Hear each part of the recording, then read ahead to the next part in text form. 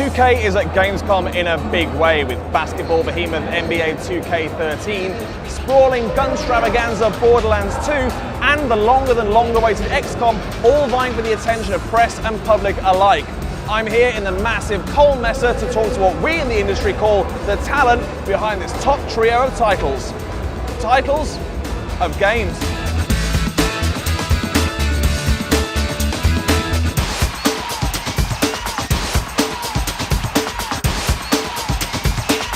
Be able to break down defenders like you've never been able to do before, killer crossovers, behind the back, spin moves, all this fun stuff that you could do, with a basketball. You're going to be able to do now, and you're not no longer restricted with just only it being on the left stick. Now being on two sticks, you get way more control. We are supporting the Kinect this year through voice commands, so things like calling in players on and off the bench, calling a timeout, calling plays, and we have this whole branch system now. So, for example, you might drive the lane for a layup, get some contact while going up, now fall to the floor, look to the ref, and try to sell to the ref, hey man, I was fouled. You're getting the All-Star game, the dunk competition, the three-point competition, the rookie sophomore challenge.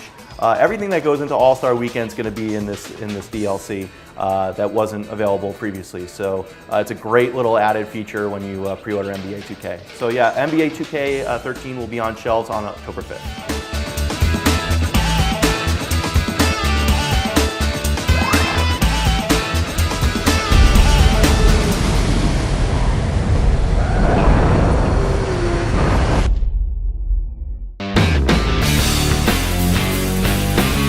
The enemies are fantastic, and there's a real sense of kind of building up your squad and actually caring for the characters you play, because they can die at any moment. So it's just a fantastic game, and it's really going to take a lot of people by surprise. It's not just your average turn-based, it's really fun because of all the aliens and all the different technology and building up your bases and everything. I don't know, I think it could be onto a winner.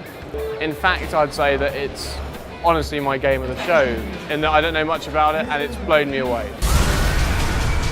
In the absence of a miracle, this could very well be the end of civilization as we know it. We made this game fully expecting people to play multiple times and even lose. I mean, that's one of those weird things about our game, is that we're sort of an oddball nowadays because you can actually lose XCOM. I come from the background of being a very big fan of the original. Like, that's the reason we're making this game. Is I went to college, got a computer science degree because of this game. Like, I've played it every year since it came out.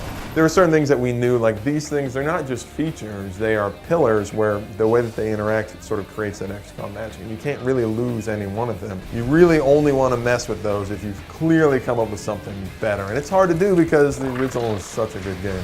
We have so many stories internally, just like the original game. Like, we have these stories internally of, like, you lose this character and it is absolutely heartbreaking. These heartbreaking moments that it's genuine emotion. I mean, and that's what permadeath gets for you.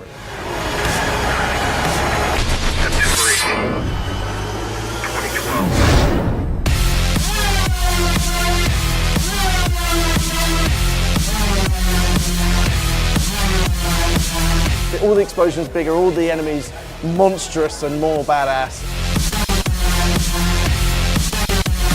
Terramorphous the Invincible is our sort of foray into the raid boss sort of area of gameplay. It's easy to make something that's hard just for the sake of being hard. What's interesting about Terramorphous is that he requires 4 players and he requires a great deal of strategy. Like, even when if you're into raids in WoW or whatever, the amount of strategy that takes, and making sure you have the right gear and the right build and knowing exactly what you're doing and interacting with your friends. It's sort of the highest level play that there is. True Vault Hunter mode is what separates, the sissies from the real badasses, essentially. You have to really care about elemental effects. You have to really care about your spec and how making sure your class mod is working in conjunction with the skills you've picked and all that stuff. It's really interesting in that it forces you to sort of understand all the mechanics and use them all to your advantage. I really am excited to see people who, maybe they play through the game as Maya or Zero or whatever, and then the Necromancer comes out and they play through it again. It's like, oh my god, it's a completely different game. Because I've done that. I've played through the game about like 9 times, something stupid, with a bunch of different characters. And every single time you play with a new character, the entire game is new. It's not just, you're not just getting, when you get a new character, you're not just getting a 2-3 hour DLC. You're actually getting another 38 hours of gameplay that make you think completely differently and play with completely different skills, and it's great.